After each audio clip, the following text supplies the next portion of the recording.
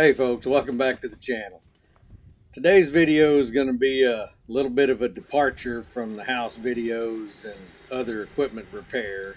Since we've been having weather delays on the house, I thought that I needed something else to do.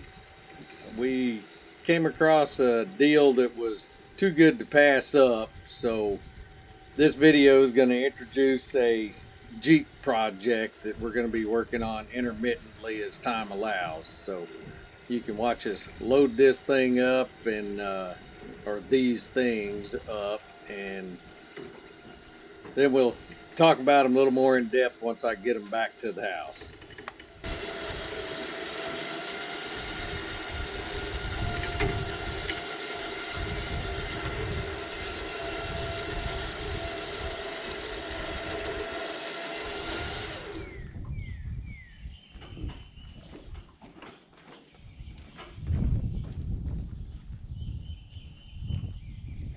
Crooked. Did you measure that? See if they both fit? No, I think they will. On there. I think they will. They'll probably be close. The thing concerns me. You might have to have a front wheel kind of hanging over, but I'll bet if you fasten them together.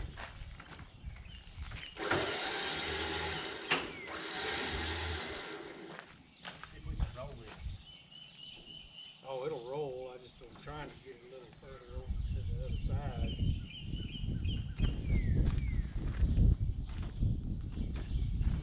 I didn't drag a floor jack up here, I just brought a bottom jack. I got that. You got a floor jack? I've got that.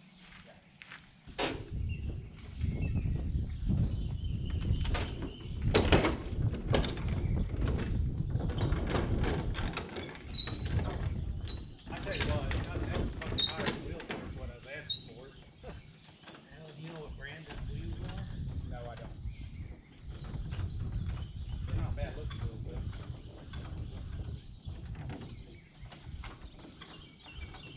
I know my brother spent $1,500 on tires and wheels.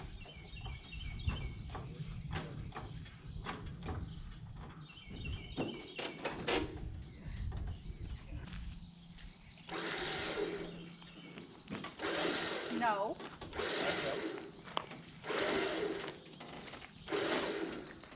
There we go. They're nervous.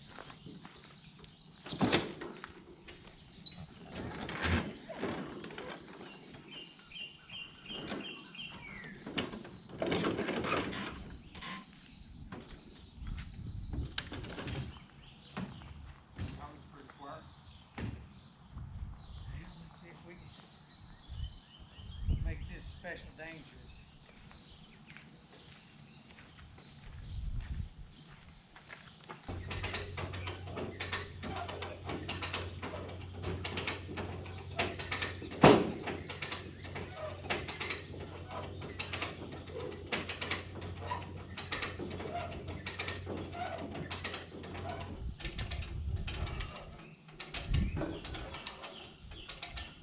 Hey, right there, it's a good place to rehook.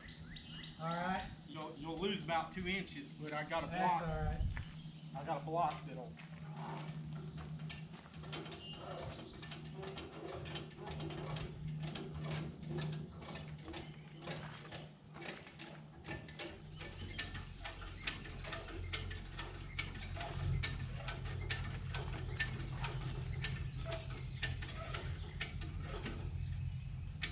You got it on there. You gotta figure out what to do with these rings. Alright. You want to fasten this down somewhere? Yeah, I don't hit these ramps. Do that.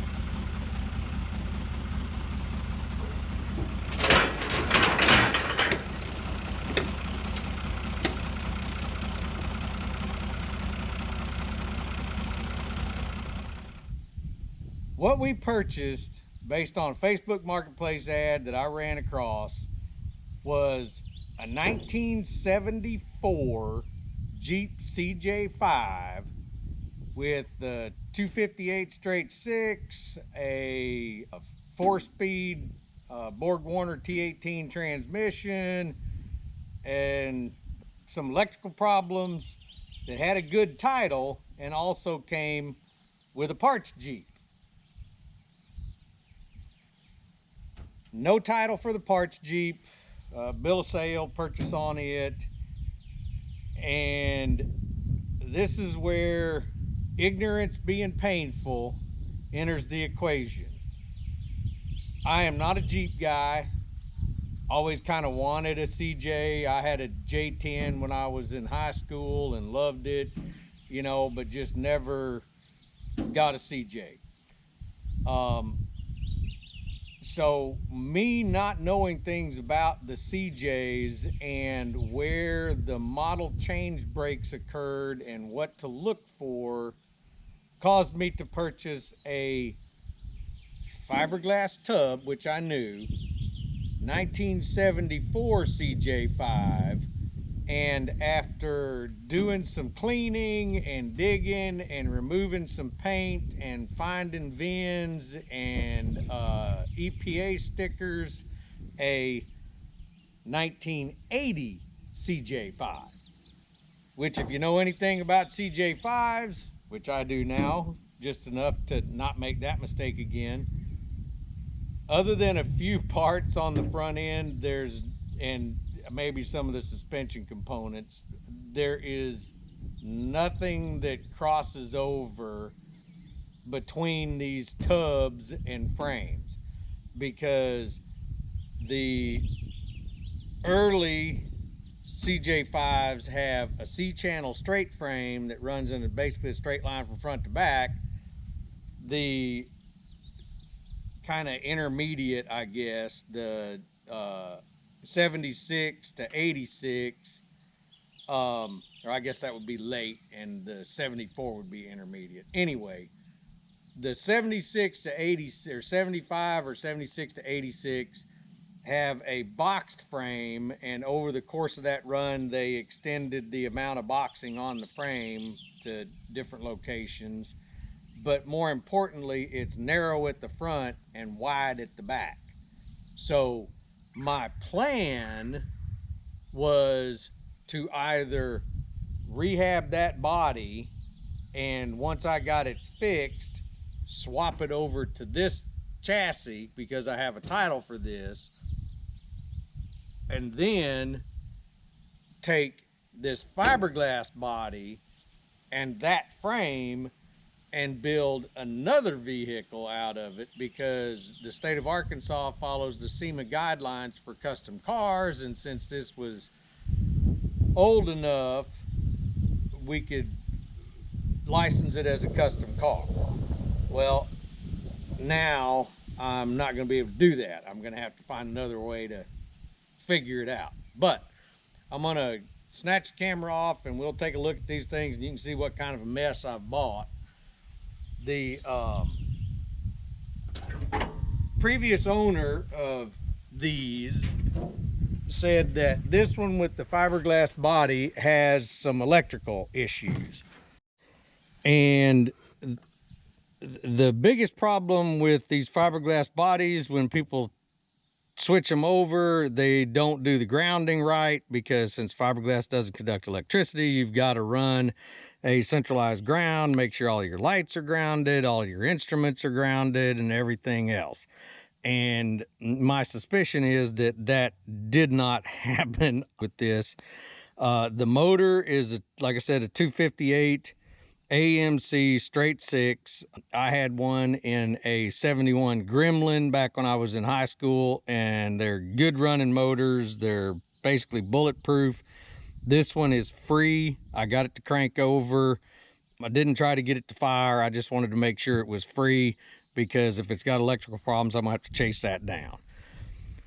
The frame on it is not rusted out. It's pretty solid. Somebody has put a I'm guessing about a 2.5-inch lift on it. It's got skyjacker shocks. It's got a disc brake front end on it. I don't know if that was an axle swap or if somebody swapped components. Looks like it's been on there a while, but disc brakes weren't standard or an option in 74 to my understanding. It was drums all the way around. The block doesn't seem to be cracked. It's full of coolant. You know, it's got oil in it. Somebody converted it to power steering because, again, 74, that would not have been available. It's got the 2-section master cylinder on it, so if you lose a brake line, you don't lose all of your brakes like you do if you've got a single reservoir system. And it's not power, but it can easily have power added to it. It's got some kind of, I don't know, seats in it and mounts that we'll have to fix. It came with a soft top, and most of the components seem to be here, but it's older and pretty beat up. The thing has been sitting for a while. The guy said that he had sold it and ended up getting it back, and they got he was told by the guy they sold it to that it wasn't running right, so he bought a new carburetor to put on it. If you know, if this thing had the original Carter carburetor on it, they're known to have problems, so there's that. You know, it's a long-term project and a toy. Now the 80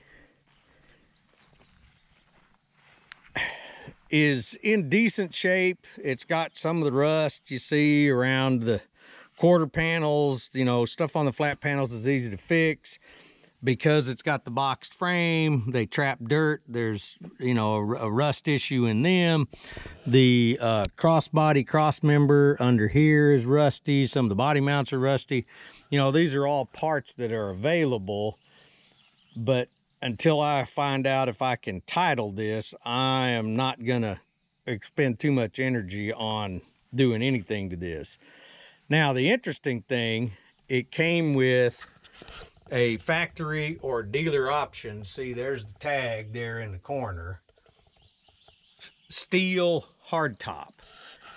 And I'm not sure of the brand. There's a couple of different brands that were out there.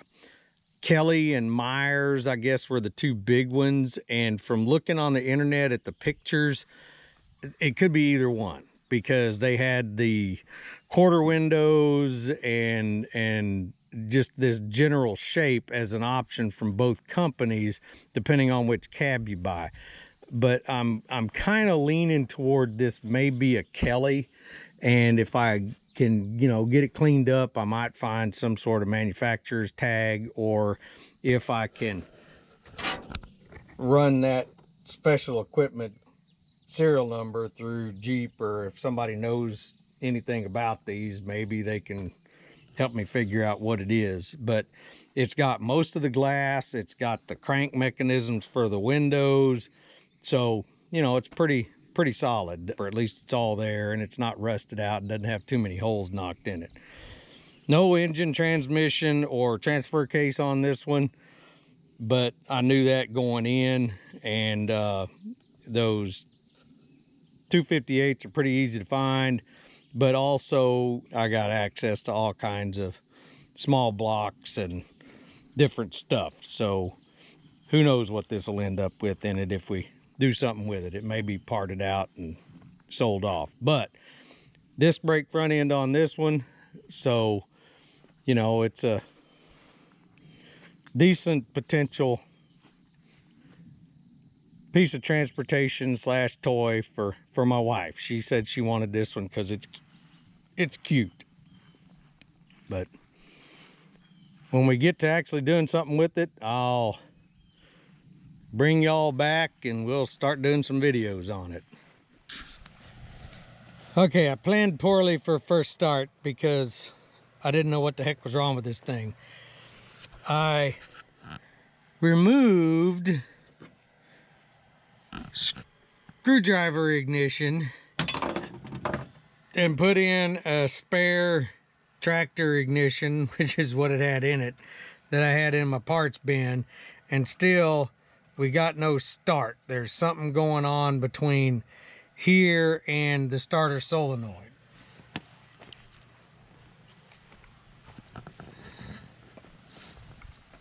The starter solenoid was bad, so I replaced it and started trying to trace wires back to determine why we didn't have any crank or fire.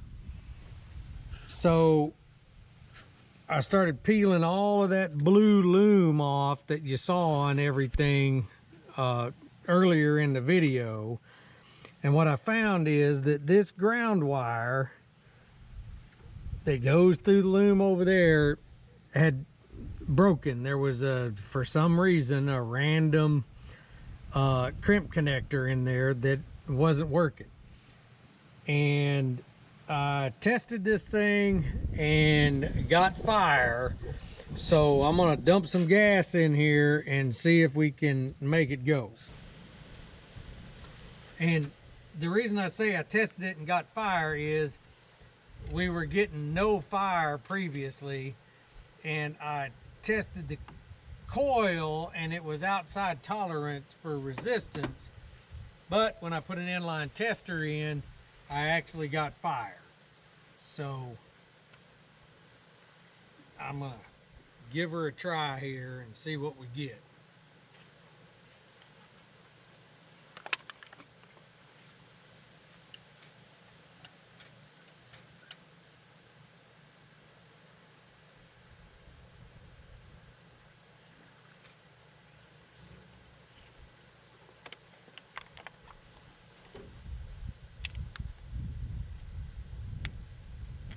We'll see if we can make one of them YouTube videos where somebody's running around looking for a fire extinguisher.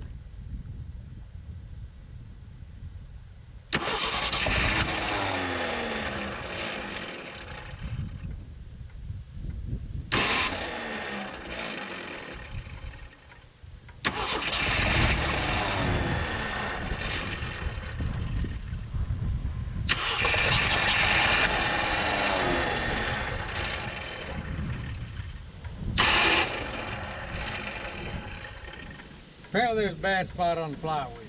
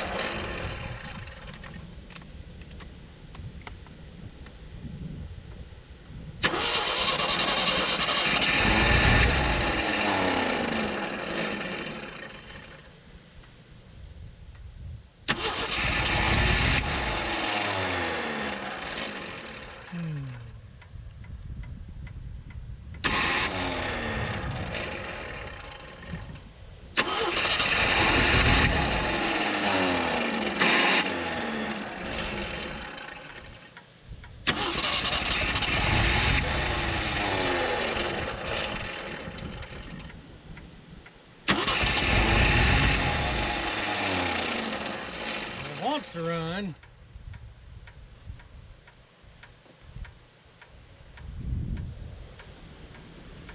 Can I give it?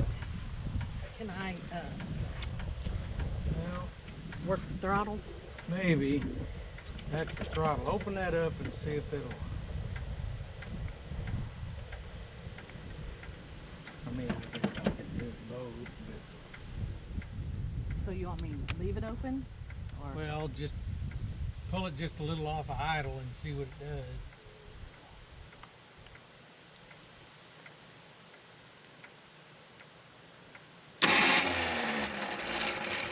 Besides make you jump.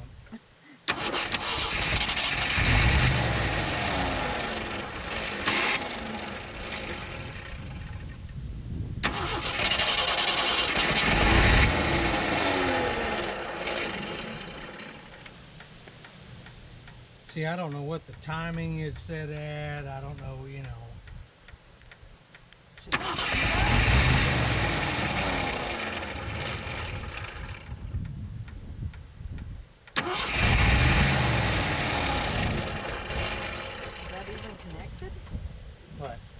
it even connected?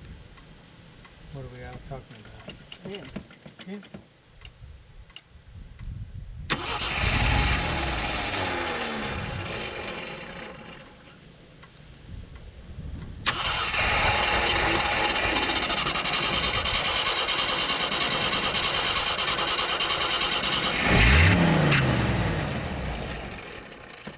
All right, we need to get the carburetor bowl, float bowl filled up.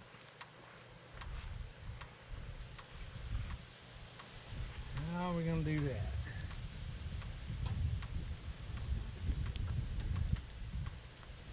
Because the gas that's in it's rotten. Yeah.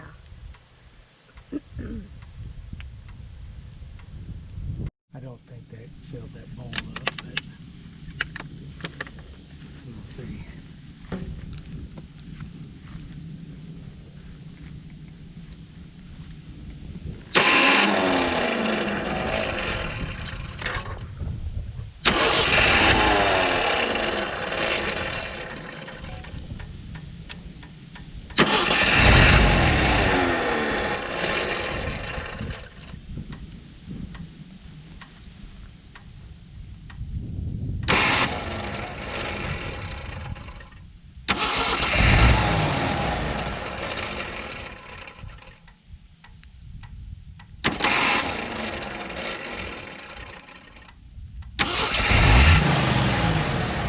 Definitely a bad spot on the flywheel.